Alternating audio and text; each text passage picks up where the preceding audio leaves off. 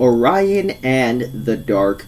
Orion and the Dark, if you don't know what this is a DreamWorks movie that's not produced by Universal. It is produced by Netflix, and it dropped on their streaming service in early of February, so it does count as a movie that came out this month.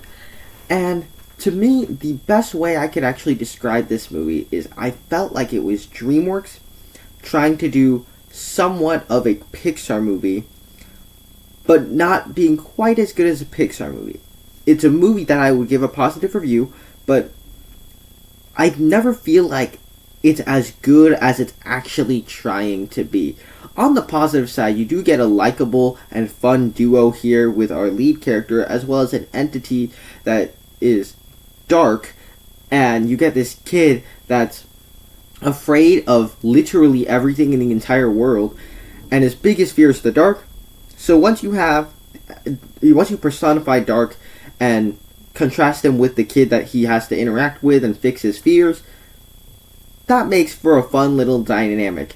It's also just kind of like a bunch of other Pixar movies, a fun, clever spin on things. And so, along with Dark, you get all these other entities during the night that we get to meet in the film. And so, that's just kind of a fun, clever spin on things. You know, I would say holding this movie back, and I think some of the emotion that's certainly tied to it is a little bit undermined. The satisfaction is a bit undermined because I felt like, especially in the third act, it was trying to do a bit too much, making things up as they go along. Because throughout the movie, it's a thorough line where, like, a grown-up man is telling a story to a child, and that child grows up and tells a story to her child. And it's hard to explain it in a certain way, but I didn't think that particularly worked from it. And I took away from the satisfaction of the story, as it's just a fake story.